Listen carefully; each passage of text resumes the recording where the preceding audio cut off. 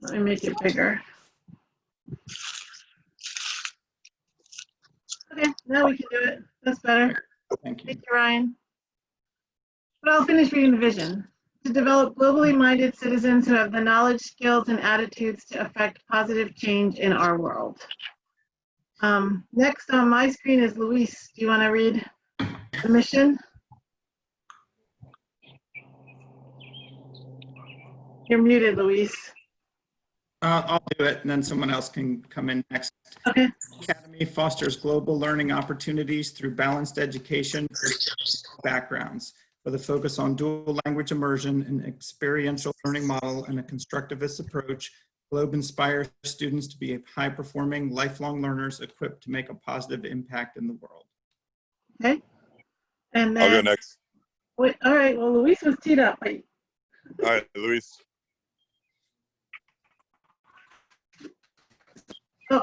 Nope, he's muted still. You must have been double muted. Chip, you go. You get a Core try on the values. next one, Luis.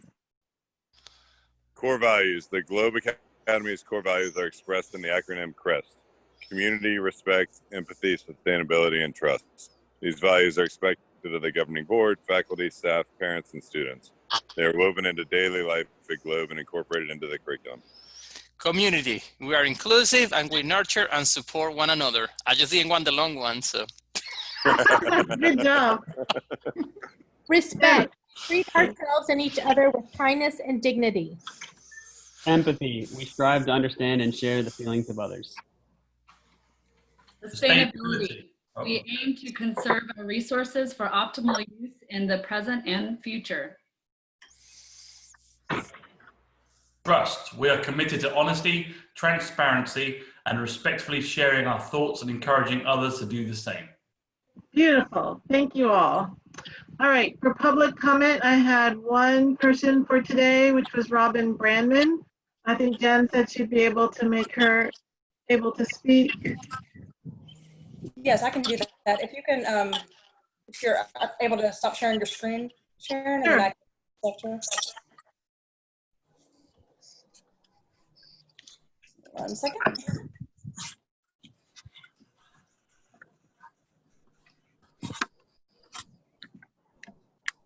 And also, Abba's in waiting the lobby there for the participants if you get a chance to switch her over to panel. I'm sorry, I didn't catch that, Sharon. Abba is a participant if you can also make her on the panel. Sure will. All right, Robin, you're available to, you should be able to chat now if you unmute yourself. Okay, I did. Can everybody hear me? Yes. Yes. Okay. Yes.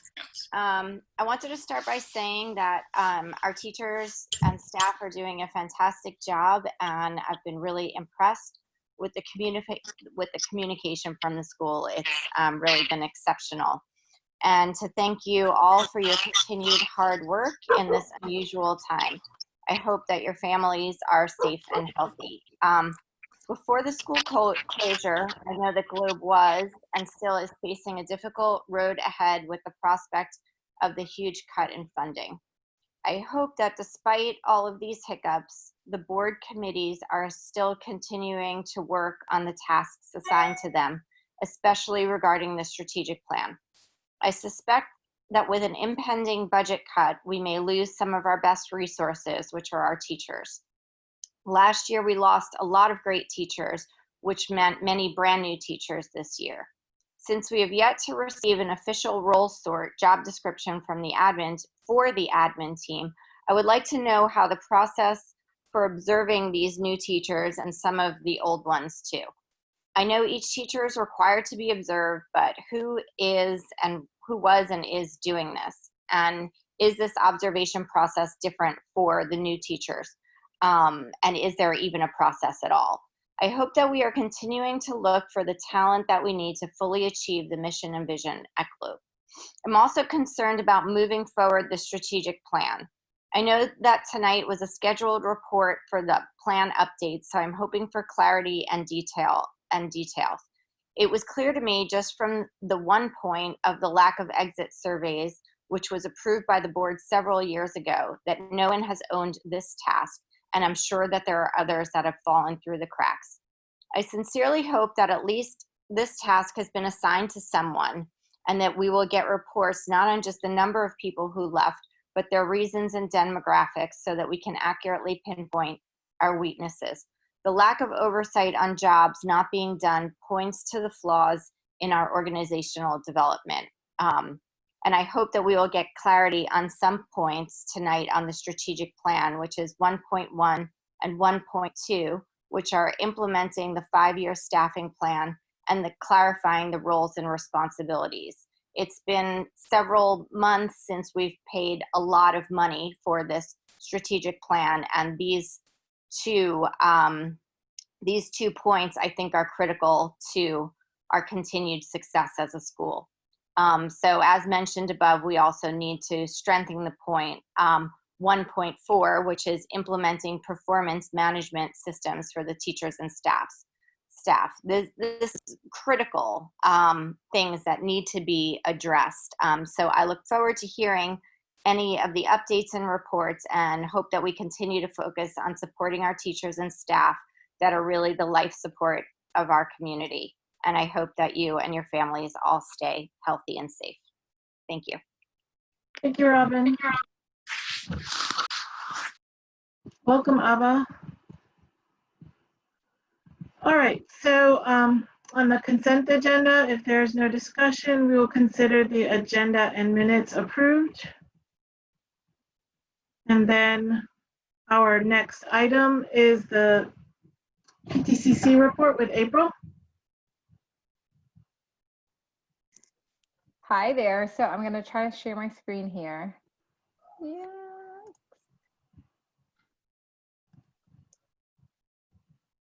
All right. Can you all see it? Yes, thank you. Okay, no problem. So just a couple of activities that we've done since our last meeting. We had our teacher appreciation luncheon on the Friday before, on our off day that we had before everything occurred. So that went well. We did a burger bar. So I think that went well. We are in process of planning for our teacher appreciation week, their gifts. And right now we're getting quotes and considering various items to design that will include the Globe mascot. The Scholastic Book Fair at Upper Campus was supposed to happen this week. Obviously that didn't occur, so we're in communications with Scholastic to see if there are any other options. For that, we also have the one at Lower Campus that's supposed to be April the 27th to May 1st. So unsure about where we will be at that point, but again, we're trying to see what various options we have, if we need to do that virtual or just postpone it altogether. I'm sure that Scholastic has some alternatives from what other schools are doing. So we're in the process of discussing that with them. Our big fundraiser, the auction, was postponed to May 16th. We are hoping and fingers crossed that that will be able to occur on that date in person. If not, we do have a backup plan for mobile bidding, just basically doing everything mobile bidding. So that is our backup plan in case we are unable to gather in person on May 16th. Additional upcoming items that we have within PTC are elections. We will be looking for an additional co-chair. This is my second term, so I will be rolling off. So Michelle Rios will be returning, and then we'll be looking for an additional co-chair, a secretary, a bookkeeper, 2 members for classroom pack, 1 facilities pack, and then 1 for fundraising. A couple other upcoming events that would have occurred or should be occurring. We were going to host an anti-bullying magic show for Lower Campus and Upper Campus. We will not be able to do that in person. So I'm communicating with the point of contact. She's trying to determine if she can do some virtual classes or virtual shows. She's in process of figuring out how she could do that. And so if that's the case, we'd still like to present that and have that as an option for virtual. Earth Day and Screen on the Green is planned for April the 25th. Again, these are things that would occur in person, but we are also planning to determine if there are backup options that we could do virtually just in case. as I mentioned, book fair, and then Teacher Appreciation Week is scheduled to be May 4th through 8th. And so we're brainstorming for everything that we currently have planned and on the books to finish out the year. We are in process of planning and brainstorming virtual options as a backup plan. Any questions? Oh, that's great. Thank you, April. You're welcome. How do I stop sharing here? Oh, It'll be at the top, or at least it is for me. stop share. Okay. All right, go back to my agenda. All right, next is the Executive Director's Report. Christy? All right. Let me get my screen shared.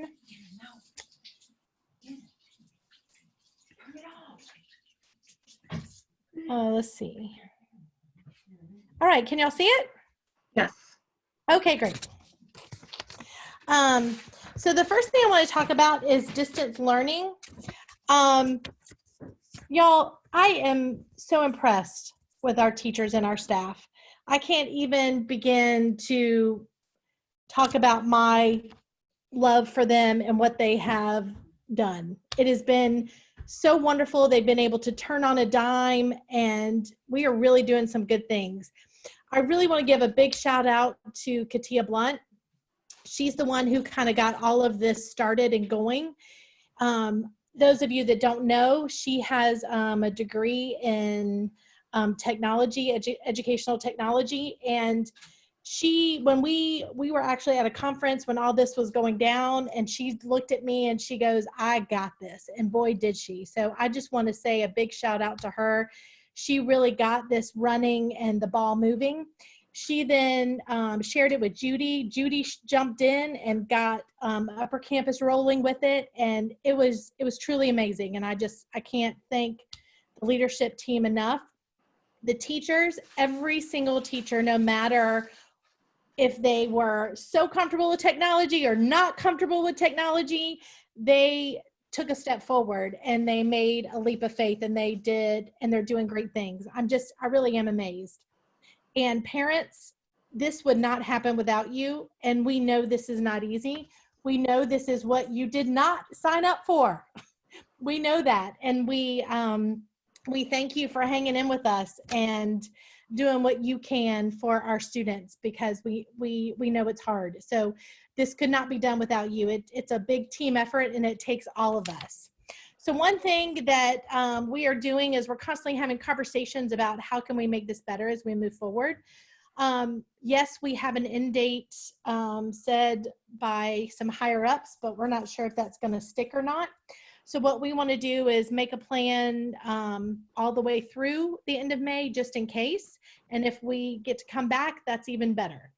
So this week, hopefully Tuesday night, if not Tuesday night, Wednesday morning time, parents will be getting a survey, because we really want to hear from you about what's working and any ideas you have going forward. So we want you to have an avenue to give us that feedback. We're going to take spring break to really look over that and see if there's any changes needed or not. So we'll take that time to look at that. I'm very thankful that we made the initiative 6 years ago to go 1-to-1 in our 4th through 8th, because they all have Chromebooks, and I had the opportunity to come get them. And then the amount of Chromebooks we had at Lower Campus for people to come check out. So I'm really glad about that. So parents, please look for that survey coming your way. Another big thank you is to our office staff and our custodial staff. They've done a great job of keeping our business running, and then also making sure our building is scrubbed clean so that we can come back to a nice, clean, sterile building. So I really want to just say thank you to all of those. Strategic plan, we are having to push the pause button right now. We were in the middle of doing vision of teaching of excellence, and we really need to be in the building to do that and to get that done. So we're just pushing the pause button. Our vendor is on board. He's kind of talked us through this whole thing. We're really hate that we're having to do that, but we feel like we need to so we can do it with fidelity. So more on that to come. You can see our enrollment numbers and where we are. We started the year at 999 and now we're at 983. And I'm not going to go through each of those. You can see those, but I am going to go to the lottery and the Globe 101. And if Meg will unmute and jump in to give us some information about that. Yeah, so our lottery ran on February the 28th. Since that's happened, we are out of school. So the deadlines that are in place, the original 14 days for families to accept and then 21 days to get their paperwork in, we're having to put that on pause because families can't bring in their physical items for paperwork. That said, we're trying to do our best to continue to work through the process. So online surveys were sent out to all kindergarten and 6th grade families with a deadline of still that original April the 3rd. That the information that's being collected is just the top of the enrollment paperwork so that we have information about children's background, where they're coming from, their language background, all of that information so that we're able to go ahead and do our best to make those language track placements. We want to follow the guidelines for language track placements in April. We know that many, many families decide to come to Globe or not to come to Globe based on those language track preferences for kindergarten. So we're really working hard to make sure that still happens. We are working with some follow-ups. There are some families that have the application preference groups stating that they are step siblings or they are living in a certain household. So this survey that was implemented is helping us kind of weed through the families that we really need to circle back with and touch base with so that we're not letting things fall through the cracks and timelines are not getting pushed out too much. So that's what's happening now. We are still moving through our wait list.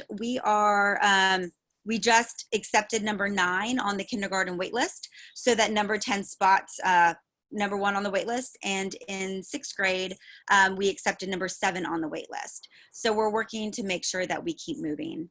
A lot of families come to Globe 101, and that helps them understand if Globe is a fit for them. In anticipation of us not being able to have a Globe 101, I was running around classrooms on Thursday before we let out and just recording everything. So I walked into all the kindergarten classrooms. I just recorded things as they were. And then I went ahead and I launched the whole platform from Globe 101. I recorded it on Loom.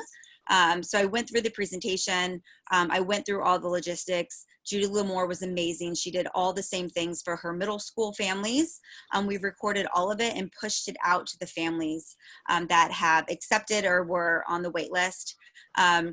I then also went through all of the classroom visits, and instead of the families being able to sit down and experience an immersion classroom, they were able to see our students in action, and I would translate and pause and let families know what was going on. So it wasn't the same thing, but hopefully it gave families that were not able to attend, or none of the families were able to attend, but the families that weren't able to have a true understanding of what kind of a school we are, to see it in action and have just more information so they can make the decision for their families. Thank you, Meg. Hey, can I ask, this is Ryan, can I ask a quick question? Yes. On the, so on the information collection, that's 70% for 6th grade and 90% for kindergarten. Is that all of the documentation that they need? Oh, that's a great question. Okay, so yeah, some parents had already brought in their paperwork before we shut down. But then of the parents that we didn't get that paperwork from, we pushed out this survey. So, I mean, I think there's like 12 families in 6th grade, and maybe about the same in kindergarten that have not filled out a survey. So we have no background information on them. But I have a Google Voice account. I've sent out reminder emails, and phone calls will be taking place starting on Wednesday. The deadline's Friday the 3rd, but I will be making all the phone calls, just encouraging families to fill this out. We need to collect all this information. And then I guess after spring break, since we're closed, I'll be following up with the families on their specifics about language and heritage speakers so that I can have a true understanding of how we need to place our students so that we can do it responsibly and we can do it accurately. But are they at the point now where they need to bring in address verification and all that? Or is this just, they just need to fill out this online survey so that we put a slot in place, and then when we get a new school year for actual registration, enrollment, then they bring in all that stuff, right? Is that accurate? So we're going to follow up on all of that based on if we're going to open our doors in April. So that's a conversation to be had. But right now we need this for language track placement. We need this for creating schedules for middle school to find out where students are placed.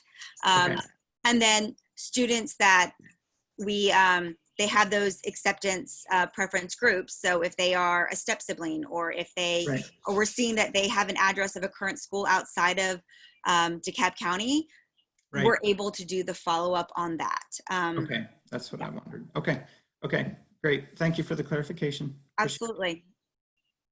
All right, thank you guys. I'm gonna stop sharing mine so the next person can go. Did it work? Right. So next is Drew and the academic committee. All right, I'll go ahead and share my screen here in just a second.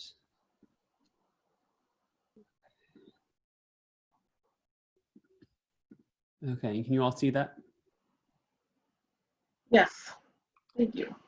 Awesome. So I'll go ahead and start this presentation, and then Zakia is going to jump in as well to present some of the data from MAP results, as well as some of the ways in which we're approaching data and data-driven decision-making with respect to academics at Globe. So first on this data-driven decision-making piece. So what we've been doing over the last couple of months with the academic committee is spending time trying to think about how we want to approach and use data from a variety of different sources to help inform decisions made at the school, academic and otherwise, to help really kind of get a sense and inform how we want to approach and work those, kind of take our next steps. Where the members of the academic community, which include both staff and community members, see and identify challenges that we want to work through, but also where we can kind of identify and understand and better understand our successes. And so as a part of that, what I have on this slide here is kind of the way we're thinking about this, which is to understand data and evidence as a part of a larger conversation that includes both community voice and lived experiences. And then it's really a process of discernment of making sense of that. The reason why this is so important is because I think many of you are familiar with the ways in which data, in particular, standardized test results are sort of talked about in the public sphere. And sometimes that we have an overemphasis on some of those kind of key and core outcome measures, while sometimes missing light of the whole picture. And so that's kind of the goal of the academic committee, is to take that in light of some of these other factors as well. Hey, Drew, can I interrupt you just for a second? Yes, you may. I think we had a message that somebody could not see your presentation. Can someone from the attendees let us know? So she said it was fixed. I think we're good. Okay, great. Perfect. Thank you. Thanks, Christy. All right. And so in this approach in the academic committee, what we're trying to do is also kind of define our scope and the approach that we're going to be taking. And the first on that is that the scope of the academic committee is really to prioritize our use of data for the purposes of learning over data for accountability. This is not to say that accountability is not important. It is, and there's a place for that within the school and within the district and the state and otherwise. Those processes are already in place, and really what we're trying to focus on in the committee is to find ways to look at MAP scores, look at language scores, look at other areas of data that we maybe need to collect or already have, where we can learn from it and try to continue to always improve the work that we're doing at Globe. A second key point of that is engaging community participation and voice. So part of that is that we have external people on the committee. It's not just staff at the school. And that the findings from this is going to be shared out through the appropriate channels so that people have opportunities to comment and make sense of it and to ask questions.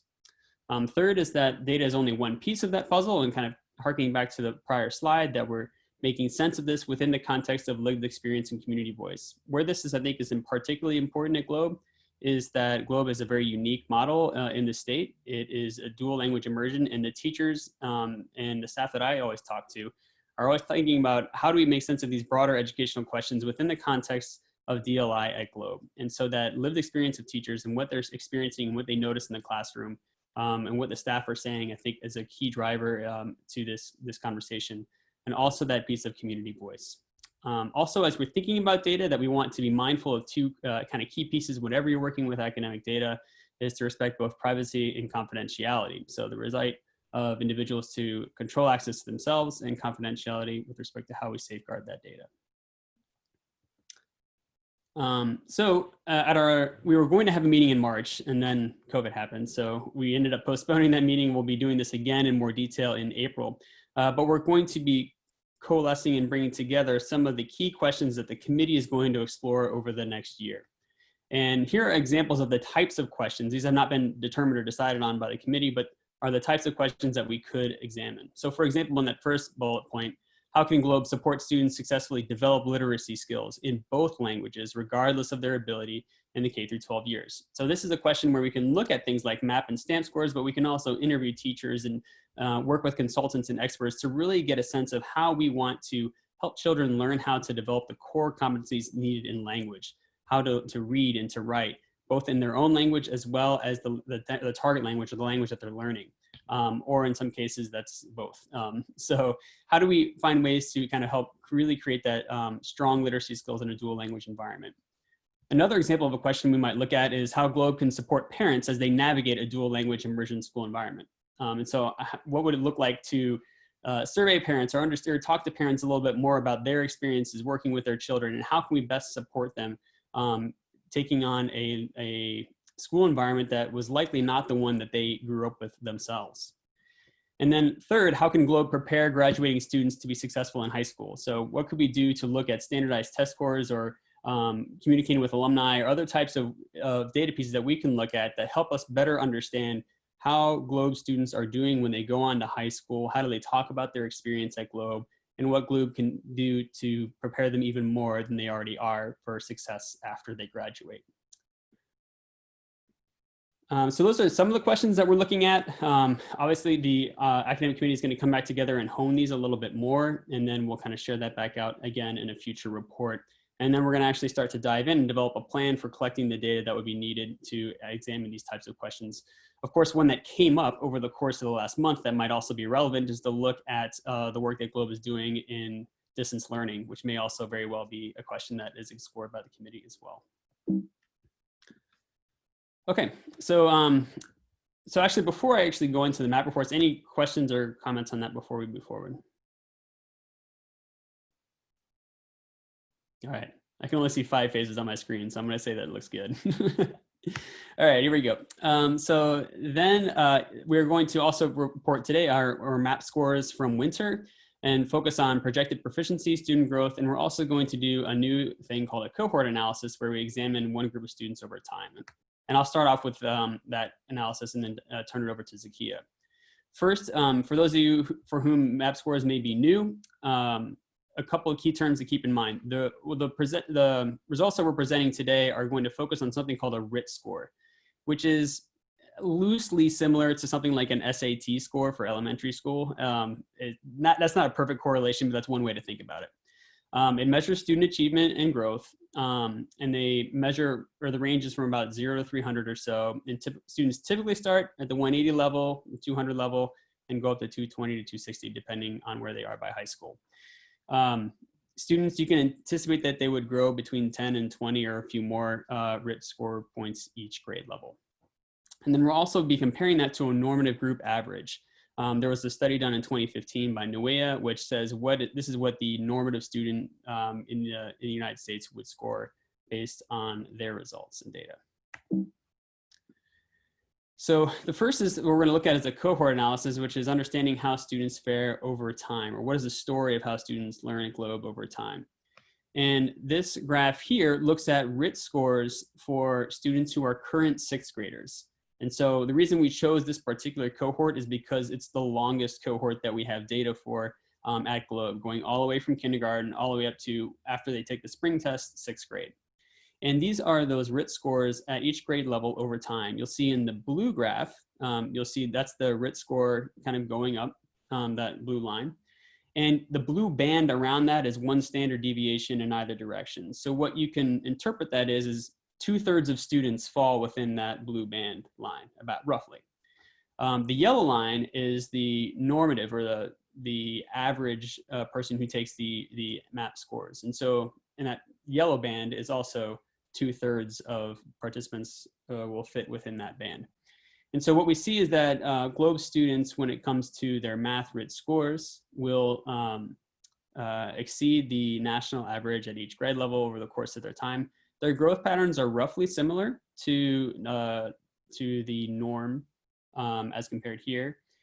We included the 6th grade there, the 6th grade normative, 225.3, to show that Globe students in 4th and 5th grade are already at or exceeding what a normative 6th grader does on this test. And so that shows a little bit of the success that Globe students are having with respect to their growth and achievement.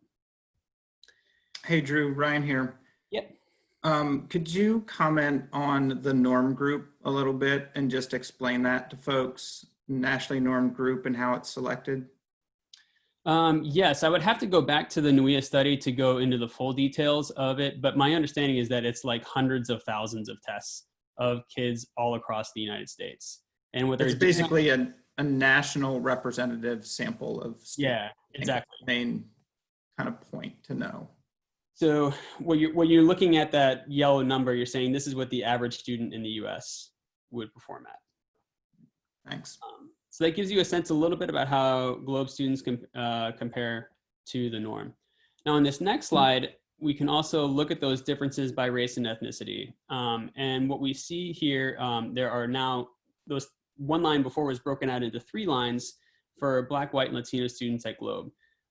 Other groups were not included because we want to be mindful that if there are not enough children of that particular subgroup in the grade, then we can't really report on it for privacy reasons. But this gives us a sense a little bit that we do see some racial and ethnic differences in achievement and growth over time. Things to note here is that all students of all background or racial and ethnic backgrounds still perform higher than the norm on math from this grade level, which I think is a really important finding and piece to keep in mind. We see that growth patterns are roughly similar, or at least for this cohort, up through 3rd and 4th grade. And then there's a little bit of the band between 3rd and 5th, the sort of disparity increases a little bit between 3rd and 5th grade.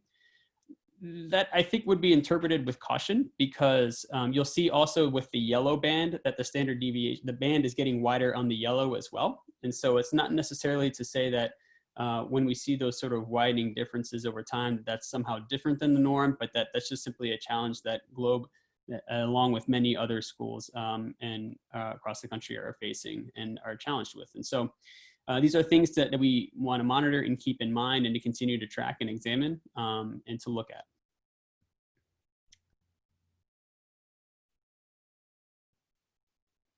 I'll go ahead and show the next 2, which are the exact same idea, only this time we're focusing on reading scores instead of math. And again, we see a very similar trend with consistent growth over time for Globe students, outpacing the norm group. With our the reading scores really, I think, showing some areas of excelling and above and beyond the normative group.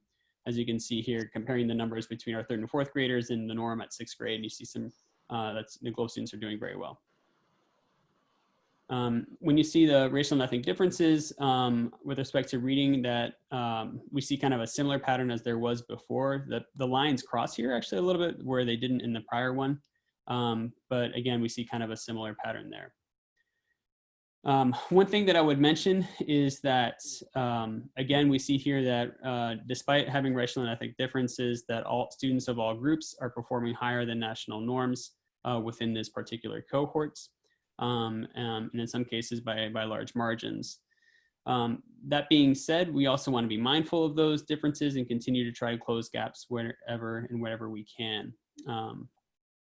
And with that, I'll pause for a moment on the cohort piece to open it up for questions before I turn it over to Zakia.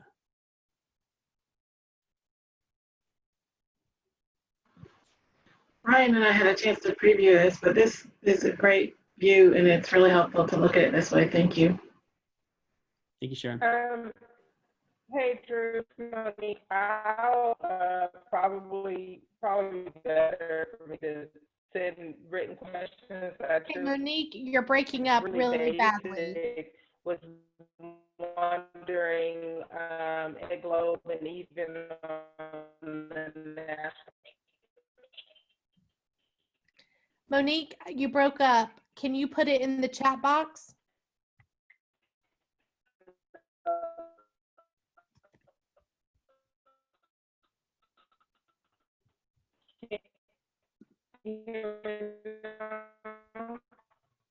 It's a little tough to hear, but if you put it in the chat box, I might be able to see it from there. You're kind of like Charlie Brown's parents. Is that? No.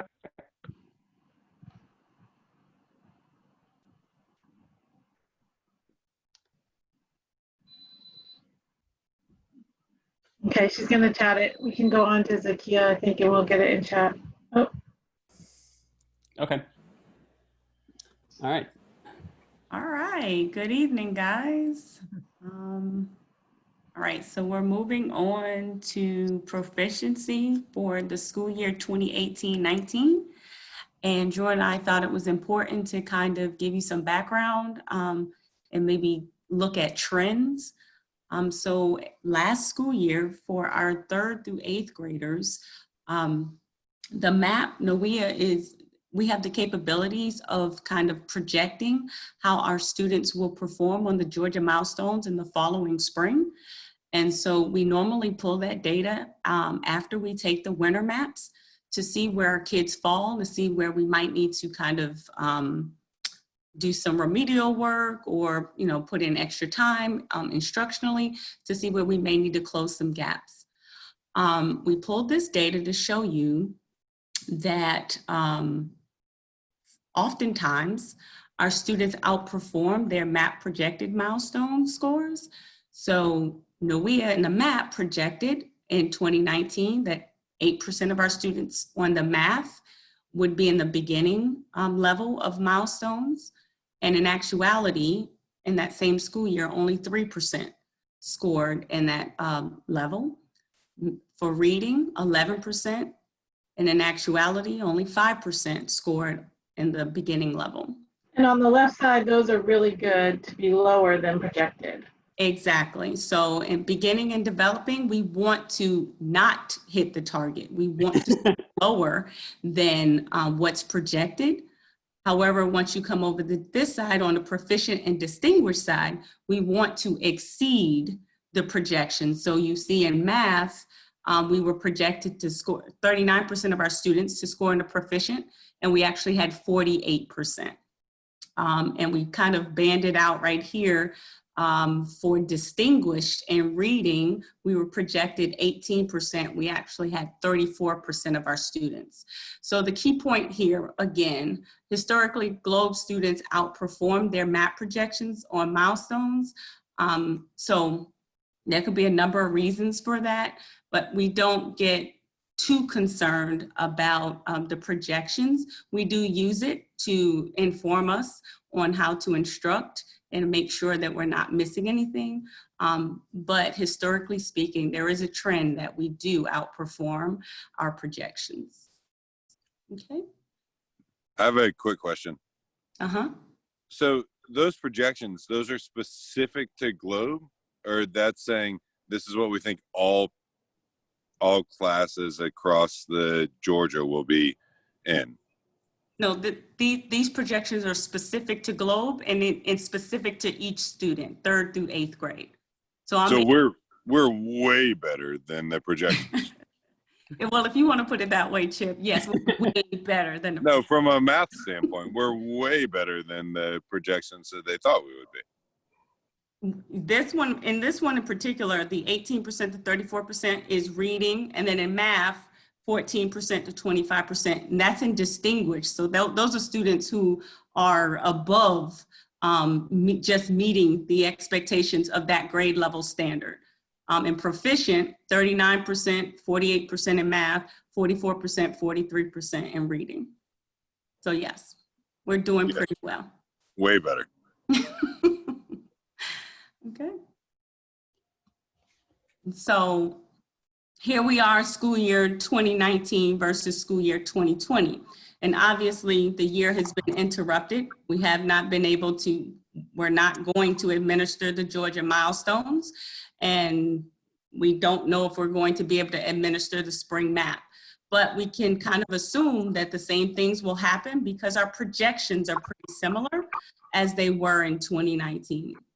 So we were projected to have about 8% of our students to be at the beginning level in 2019. And so our projection is at about 7% for 2020. And again, on that previous slide, you saw that we kind of scored 3% and 5% accordingly. So we can expect the same results, that in these first two categories, beginning and developing, we will be a lot less than what was projected. And then in proficient and distinguished, we will be a lot more because again, the projections are similar. And so under that distinguished, remember, we were projected to be about 18% and we were actually at 34%. So we just thought it was important to show that, again, based on the trends, we can expect that we're going to meet or exceed those same or outperform those projections. Of course, we may not ever know for this year due to COVID-19, but it's still good to know that these numbers are the same in terms of projections, and we don't expect our students to not perform as well as last year, if not better. Well, we kind of expect them not to perform at all. True. All right. So again, when it comes to projections, we normally take,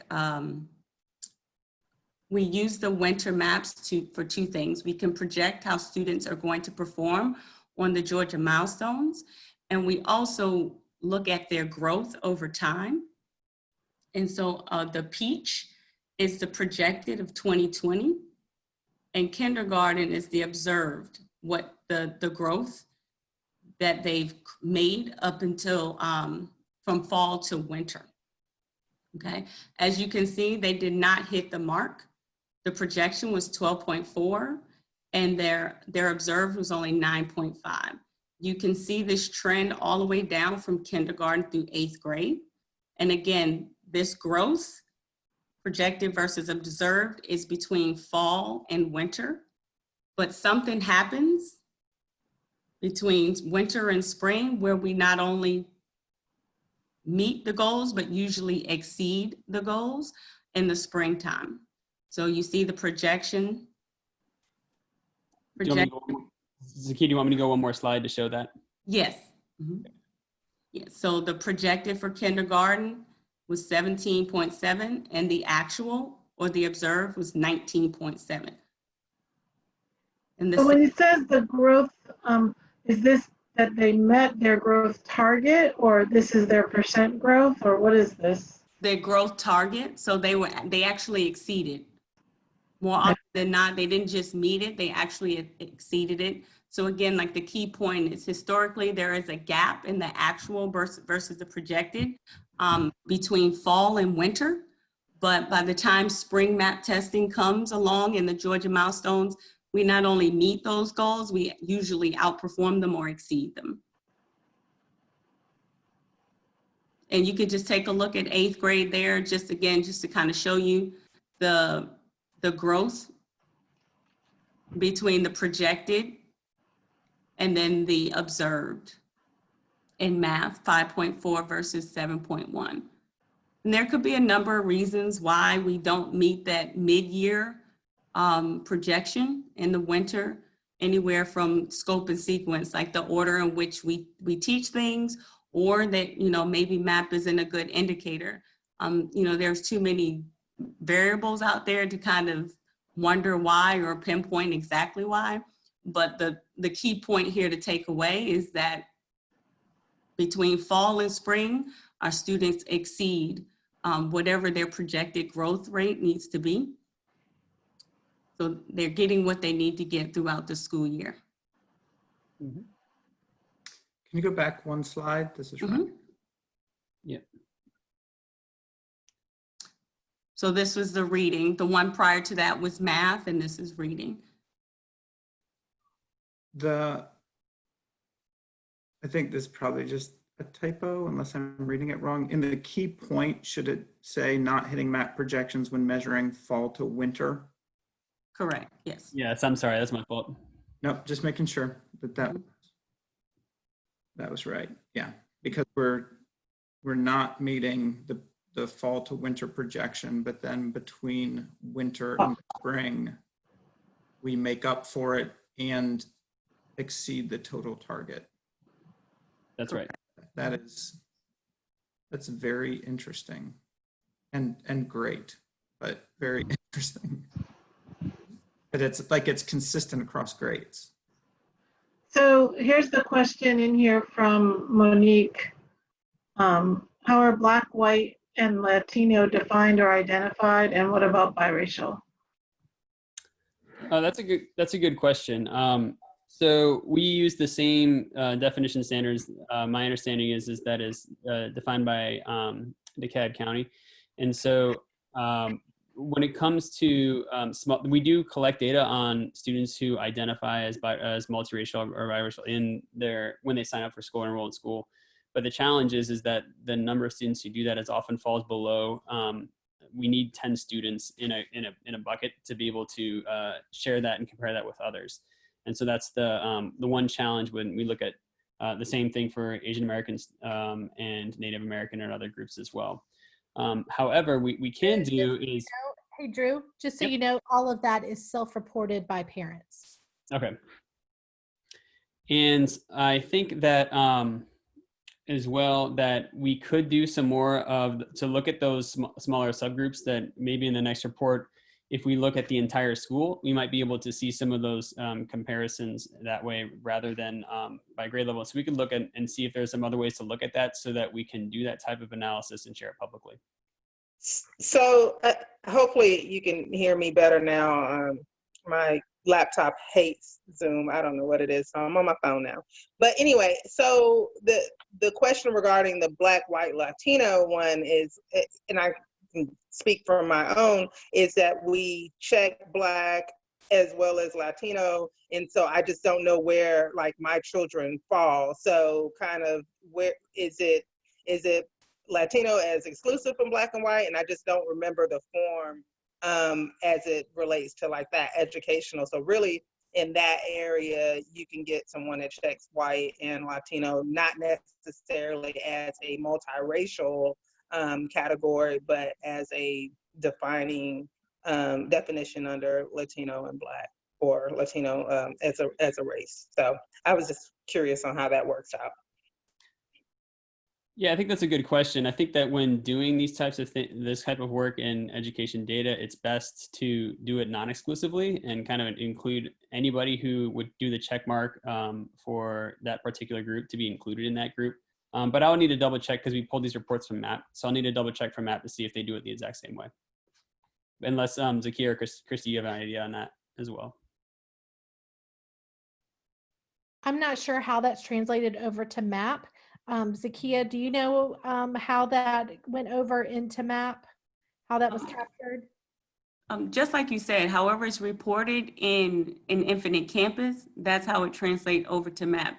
The question I have is, if a parent, like Monique just said, checks more than one box, does that automatically check her children off as multiracial?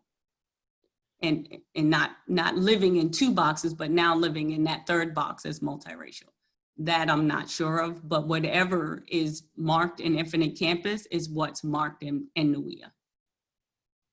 Because I do know that Globe as a whole, we are 9% multiracial. And so I'm not sure how that is captured and then how that plays out when you pull the report from IC. Do they break them up or do they just fall into that one category? Right, and if we're 9% multiracial, then I'm certain that individuals who check and it may not be, maybe Latin is something different than Hispanic, I don't know, but individuals who check Hispanic and Black or Hispanic white, if that's the thing, then they must not fall in the multiracial category, or else that number would be larger, I'd assume, than 9%, because that's all of our native Hispanic speakers or native Spanish speakers, and they would have to be either Black or white or whatever. So we'll figure that out, and I'll ask later. But thank you so much. Thank you. It's a good question that we should clarify for sure. Great. Is there more to this?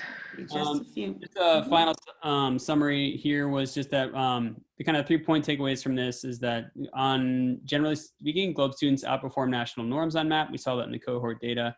And then Globe students tend to outperform projections when looking at growth from fall to spring and on Georgia milestones. And so we anticipate that if they were to take milestones that they would this year. And then lastly, that though there are racial and ethnic differences in achievement, all groups perform higher than national norms. And so those are just kind of the 3 takeaways that I wanted to leave us with. And I think that's all I've got, unless we have other questions. Or Zakiya, if you've got anything. No. All right. As the former acting chair of the academic committee, I have to say this is outstanding. And you know, they say the mark of a good manager is finding better people than you. And so I feel at least successful in that, in finding Drew, because it's just really powerful stuff that we know. And this is just a sliver of like the tip of the iceberg. So I really, this is, you know, professionally done, well presented, just everything I kind of hoped and dreamed for. So I really want to thank both of you, Zakiya and Drew. I know that this takes a lot of work to figure out the best way to present it, to make it digestible, to fix the colors so that it makes sense to people. Like there's a lot that goes into this. And I know that we also have bigger plans to have, you know, data sets across all cohorts and more different reporting throughout the year. So this is just a tremendous first step in my mind. So I think it's great. Just wanted to put that out there. So thanks a lot. Thank you. And it was a team effort. Thank you. All right, next up is finance. All right, so let me share my screen.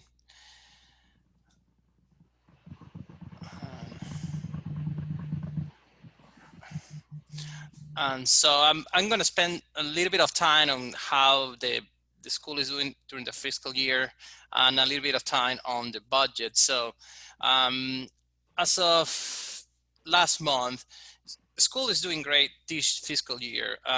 We're still tracking to beat budget or be very close to budget. The revenue of the coming from the fund is a little bit higher than expected, and we are offsetting some of the extra costs we have.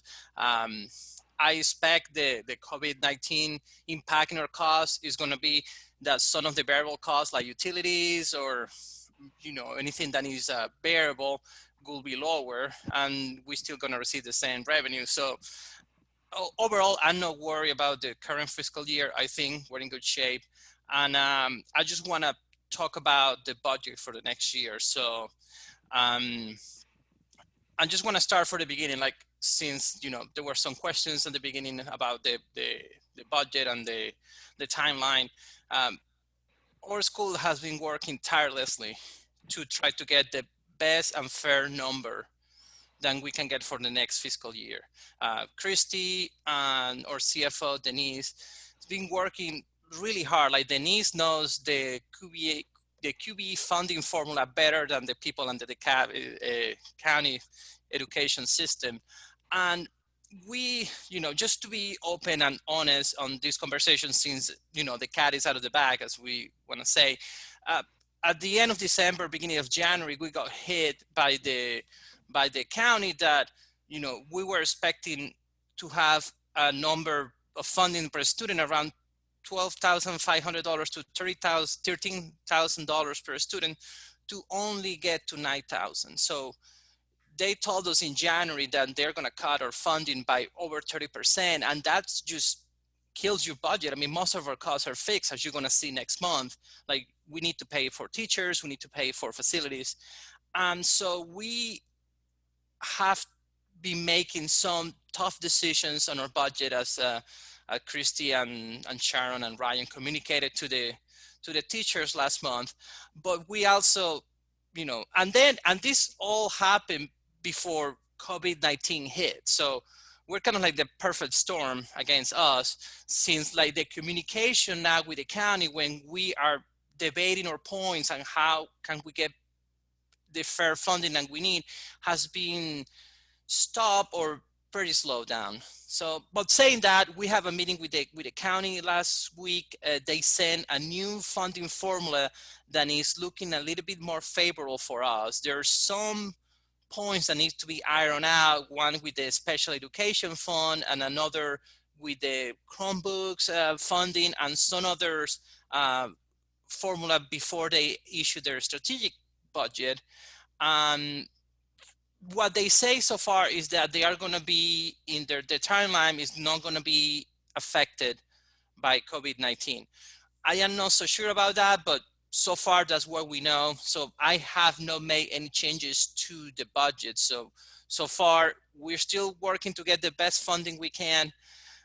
I mean, don't think we're going to get 13,000 as we were expecting, but we are going to get hopefully something closer to 11,000, maybe 10,500.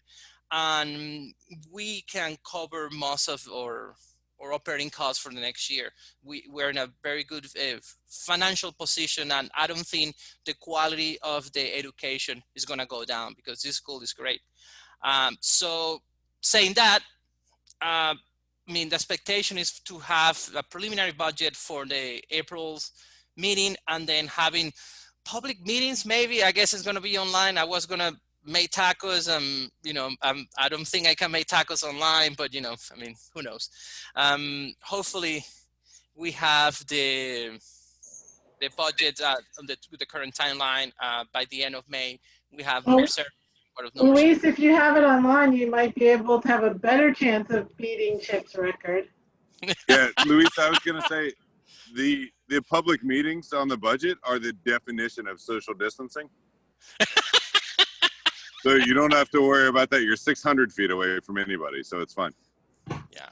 So just saying that, so, just to reemphasize, Christy and Denise or people in the school, as well as Ryan and Sharon in the board, this is all they worry about. How can we get a fair share of our funding for the next year? And there is a lot of moving parts, a lot of things going on, but we are doing the best we can. So if you have any questions, just please let me know, and we try to be as open as possible. Yep. I'd like to just make a couple of comments on it as sort of an update, and then I don't know if you have some other things you also want to cover. So we, as Luis mentioned, we had a meeting with the county this past week on Thursday, and it was really interesting because they had tried to have separate meetings with each charter school, and we pushed back and we asked to have a joint meeting, which is how it had been done in the past. And then because of COVID, we had to do it online. So at the meeting, they were not really giving us much better information than before. The best part of it was that they actually corrected the math error in the formula they had given us before, which is really about $1,000 per student that they had incorrectly calculated for us. The challenge is that what they provide us is based on, here's the formula we're using based on this year's information.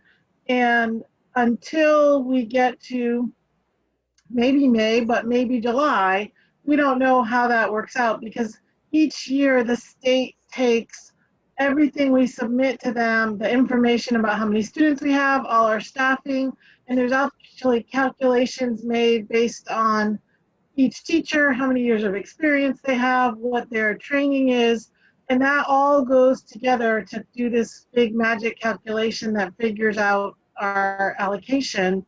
And what we did is Christy and Denise actually got some training on filling that out, even though they were pretty good already, but it just gave them some really to fine tune and make sure they didn't miss anything that should be captured in the state system. So they went through and updated all of that to try to make sure we don't miss anything. With those changes, we think that sort of maximizes what we'll get when the state issues their new sheets. And so we're hoping our number comes so that it's more like 20%, maybe 15% less than what we were anticipating.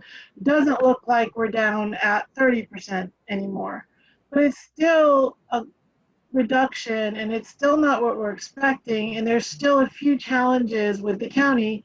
One of them is that they're still saying that they believe if it goes below the amount in our contract, that they don't have to pay us at the amount we agreed to in our contract, which we disagree with. We're hoping that won't be an issue because the new calculation will come above our contract. But if not, that's one issue. There's a big issue around the special ed funding and their interpretation of the law on how that applies. And there's another interpretation they have of the law that's just not accurate. So we're, our attorney actually also works with Tapestry, who has all of us have special ed that impacts our budget, but because they target children with special ed needs, they have a larger impact than everybody else. So they've been already working, and it turns out the board chair there is an attorney as well. So they've been working very closely to figure out a response to that. So that is underway. And so with those things, we had a meeting today, and some of our conversation was about just, how do we want to move forward with this? What are our next steps? We're thinking we'll probably come up with new talking points for people that want to reach out to the board and follow up on this, but also, what formal letters do we want to send? What do we want to go to the point of filing a lawsuit, potentially jointly with other charter schools if this doesn't get addressed? So in anticipation that some of those things could happen, the attorney is going to get us a draft letter for working together, because all of the schools except one that wasn't impacted as significantly are joined together and wanting to work together on this. And we think that that's a really good approach in going forward with it. So, so there's more to come. We'll be working with Christy on what the communication should be, but we also may need the board to vote either to have us sign this agreement or on other follow-up that we might need to do. Did I cover everything, Christy? All right. And one other thing that's still outstanding is the Chromebooks, because the county voted that every middle school kid, I think, would get a Chromebook, and they have not. They gave funding to one school for that, and not to us, and not to the others. So we're still following up on that too, because it impacts how we spend our money. And if that's one thing we don't have to spend money on, we can put that towards something else. I think about it now that the families don't have computers. All right, well, this is all I have for today. Thank you, guys. Thank you, Luis. That was really good. And then next, do you have something for facilities, Ryan? We did not meet this month. I have been, before kind of the shutdown, I had a couple of conversations about finding a full-time chair, but no big news to share at this moment. We'll continue to meet in the next couple of months virtually. Okay. Thank you on that one. And then development.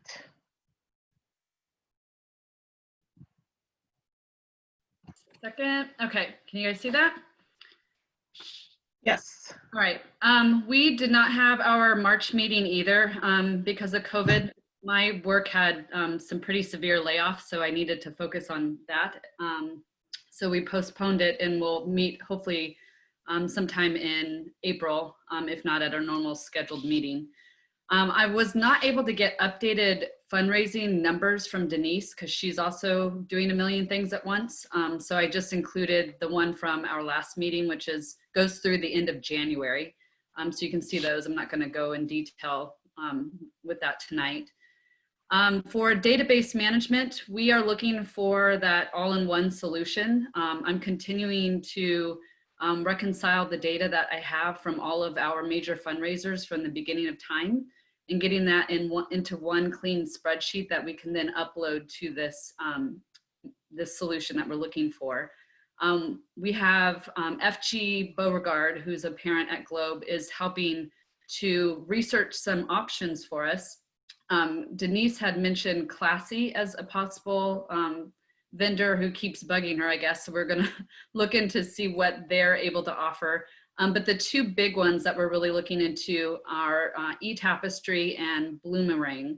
The Museum School and Drew Charter both use eTapestry, but the Museum School is actually making the transition over to Bloomerang. And FG has some contacts over at the Museum School, the person who's actually making the change. So we're kind of getting some of that data, trying to figure out why they're moving over. I guess eTapestry wasn't able to do everything they were hoping it could do. And so we're trying to get all of that information that we can consider before making a move forward. Let's see, so donor relations, we didn't get a chance to meet obviously for March, but we're going to start discussing our donor levels for next school year, and we'll get those updated on the website pages. We're a little behind on that. And I'm also planning on getting together that personalized thank you for all of our current school year donors. And my goal is to have that sent out right at the end of the school year. We've had a few folks reach out interested in some sponsorship opportunities. So we are going to be discussing the different levels for next school year and updating the website for that as well. I want to get together a just general sponsorship packet that we can hand out to folks and discuss with school admin as well as parents and past sponsors as to what the most attractive benefits are so that we can maybe adjust some of those. I think currently the platinum and gold levels are pretty similar. So I want to differentiate those a little bit to make the higher levels a little bit more attractive to folks. So they'll consider hopefully moving up, which the person I spoke to recently said he would be interested in that. So I've been getting some great feedback there. And the committee is also working on a prospect list for the sponsors that we'll be reaching out to within the community. We don't have a huge past sponsorship list other than our Globetrot folks. And I know the auction has a bunch of sponsors as well. So I just want to expand who we're reaching out to next school year for that. For grants, I've heard multiple times tonight that Chromebooks are a big issue. So we are looking for prospects that we can possibly ask for some Chromebooks. I know Georgia Power is one that kind of does some more general operating type grants at larger amounts that is education focused as well. So we're going to look into that. Walmart also has something that may be of use, and we have a pretty long prospect list currently that we can kind of go down the list and figure out what would be the best fit. And then also I've been attending a million different COVID-19 crisis funding webinars. So I'm also putting on my Globe hat during those and looking for possible funding opportunities and kind of taking their advice of how to communicate with donors during this time as well. So our next scheduled meeting is April 21st at 7:30, and we meet via Zoom as well. Any questions? Okay.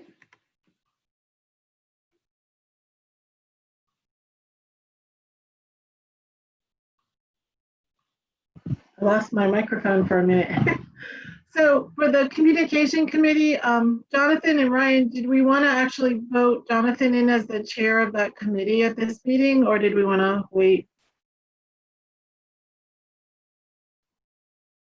You're muted, Ryan. Yep. It just notified me of that. That's amazing technology. It's like you're muted and you're talking to me.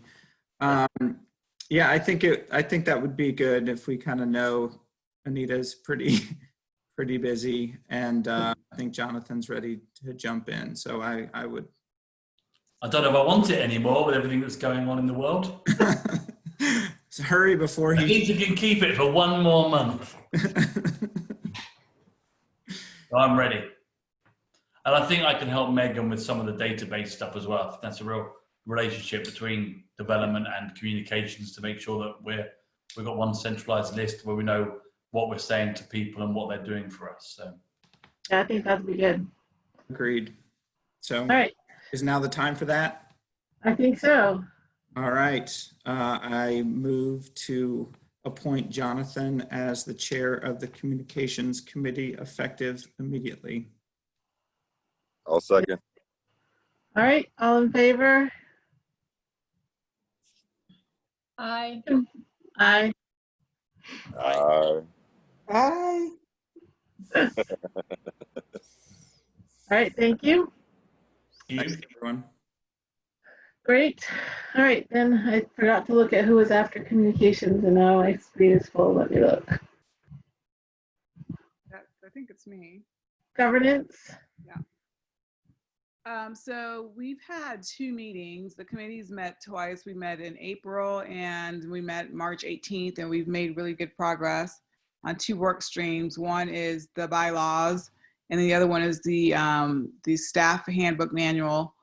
The failure on my part has been trying to navigate Board on Track and learning how to push out materials. So I've uploaded to date the bylaws and the chart showing the differences for the board, but couldn't figure out how to post it, I guess. But now I think Kevin's got me on track, so I should be able to do that. So you guys will have it for the next board meeting. You'll be able to take a look at it in advance, and then we can talk about the differences, and you guys can let me know if you have any questions.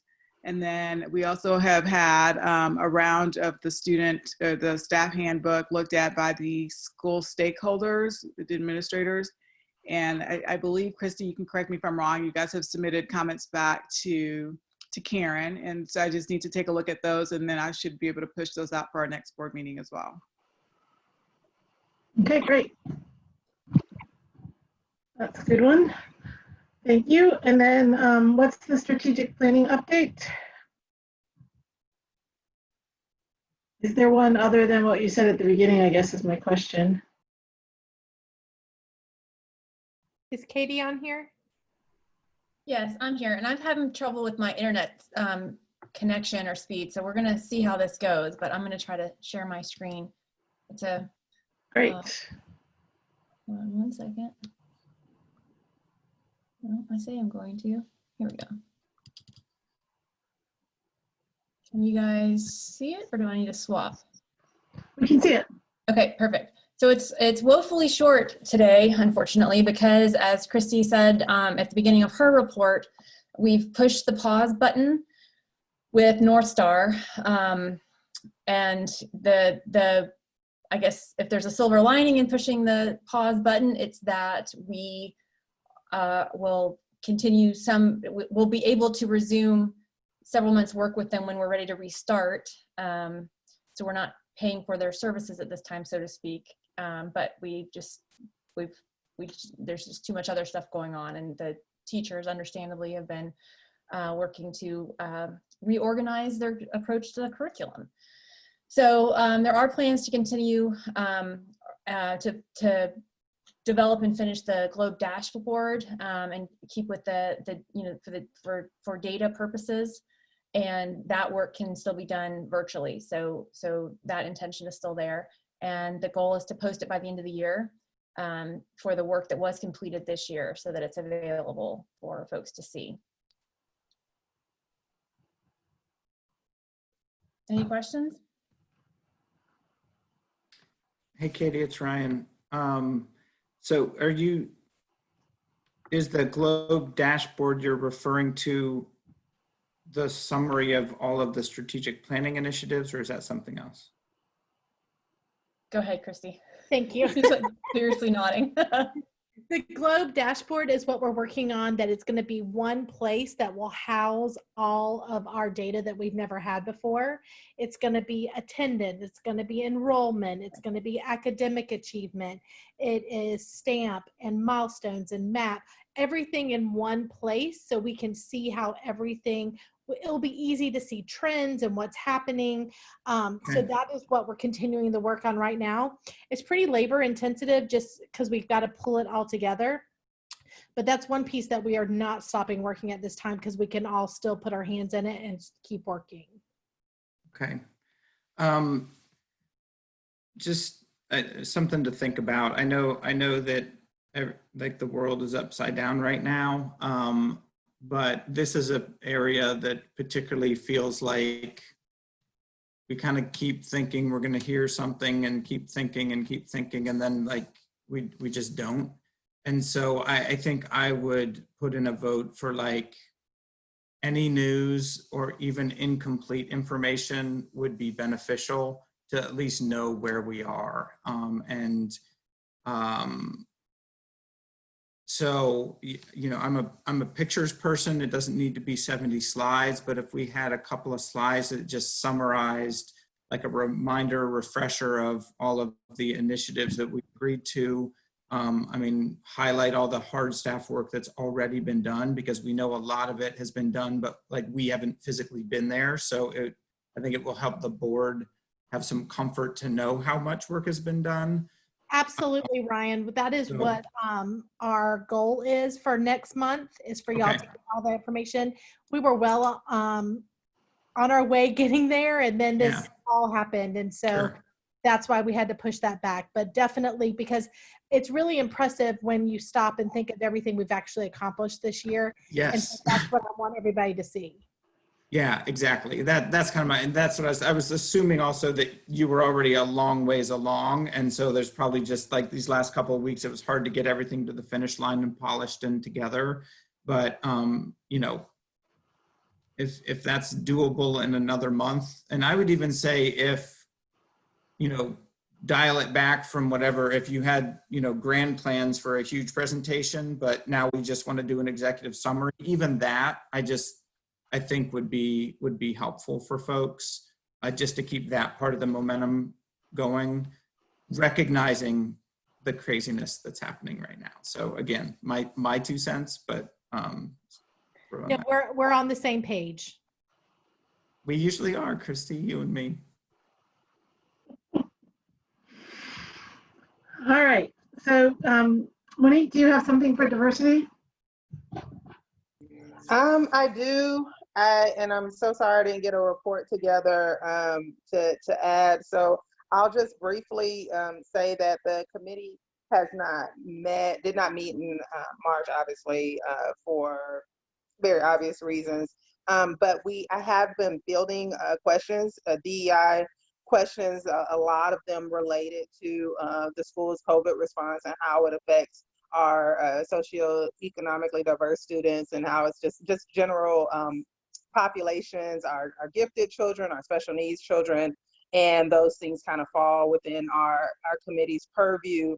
I did get to have a answer question session kind of sort of with Christy on Friday, and she and I talked about those concerns that have been brought to me, and I did get some very candid responses on things that were currently in the works, things that were on their plate and in their purview, and then some things that we just had not thought about yet and we're working on. So one of the big things that Christy's already touched on had to do with the survey that was coming out to see kind of where the needs are.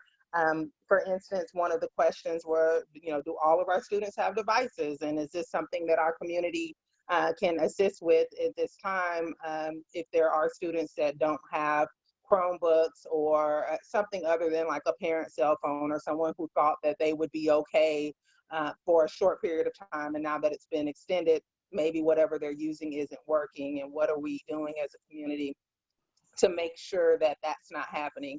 And so the great thing is there was really nothing that just we hadn't thought about already. And so I know that we had prior communication that was like, we knew we were 1 to 1 up on upper campus as far as Chromebooks, but did we have them available in lower campus as well? And we do, and that Katia was making herself available to anyone who reached out to make sure that they had devices if they needed them. And so we were saying that also. So right now, no one is without that we know of, but then the survey, just being thoughtful to say, hey, we're going to put a survey out there and listen to any other extra concerns, to where if we don't know about it, then, you know, we'll have a way to learn. So, and that was kind of along the same lines for maybe students with internet issues. And of course, you know, we're not thinking, oh, we're just going to pay everyone's Comcast bill, but to just make sure that each family is aware of resources that are out there that we're aware of, and can direct them in that direction if it becomes a need or a concern that someone has in order to participate with distant learning. We also discussed like gifted education and special needs education, and how they're still both being addressed in this time. One of the things that parents were concerned about were like kids that pull out or have small groups or something like that, maybe pull out for special needs or have small groups with gifted. And do not come in here. Shut my door. Sorry. Shut the door. Now. Get your child. So sorry. Just waited until it was my time to speak, and here they come. So the special needs and the pull out and pushing them. One of the things that I thought was really interesting as it related to small groups or any pulling out that may happen. And no, we do push in for gifted and all that stuff. But one of the things that parents may not see and may have been concerned about was that if we have small groups, like we're like, well, why can't we still have small groups in this type of environment? You know, we could have a Zoom meeting. And one of the things that we were talking about was that you really can't do that for privacy concerns, and how a small group, even though at school, right, your kid is in a room or in a small group with 2 other kids, and it's not private who's in there with them, but you as a parent don't really have access to that information. And sure, your kid can come and communicate who's in their small group, but that's something the school can't control. But if we set up a Zoom meeting at your house, essentially, and you could vision and have a visible confirmation of who all is in that group, that would be a privacy concern. So some of those really good conversations happened, and I will just put it together in my report, and it'll be added to this report. And I think those were really the high level questions that we were able to talk about. I'm looking over here at my notes. Oh, and then also one of the things about the lunches, and I know we've all seen the DeKalb County providing lunches, and even how that dynamic is kind of changing this week and how they're doing it. Now they'll be providing them through spring break, but still wanted to know like what was happening with our vendor, and were we still providing something differently outside of that for our students.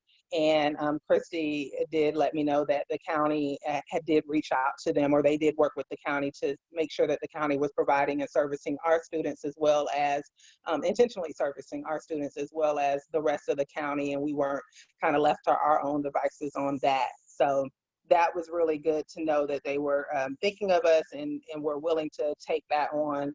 And our contract with our current vendor is on hold as we, you know, figure out what's next, but we're not ordering lunches, obviously, because we're not there. So I think that's the majority of the things that the questions that had come to me and that Christy and I discussed. And again, I'll try to get some notes together to make sure they can go with the meeting. If not, I'll just have it for a report at our next meeting. So thank y'all, and I'm so sorry. Could have happened to any of us, believe me. I had a kid crawl in my lap and ended up meeting this morning with 3 other people. It was wonderful. It was great. So my camera wasn't on her, because if you saw her, it would have been worse than looking at me. It's the worst. Thank you. And yes, I'm touching my face chip. Please stop. I'm sorry. I'm home. My hands are clean. Why am I the only one sitting outside? It's a beautiful night. I noticed it's got dark on you, Chip. I'm on the I back know. patio. I'm out back. I'm in my treehouse office. There's no taking the kids out or I'm, outside. I'm hiding from my kids, so Exactly. I'm barricaded inside a room.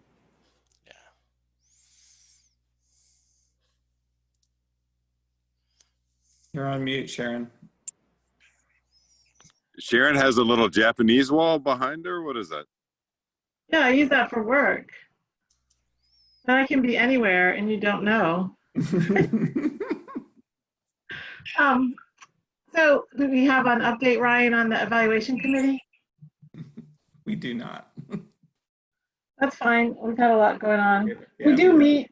We are still meeting with Christy. Yeah, we And still meet weekly consistently. yes. So I know Sandra's been very patient. So if we're done with our old business, our new business is Christy, you had brought Sandra along with the presentation.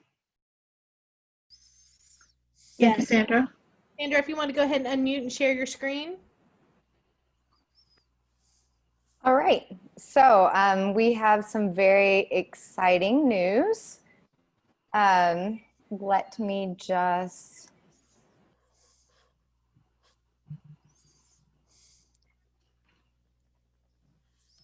all right. So what we have been awarded recently is the Label Franck Education.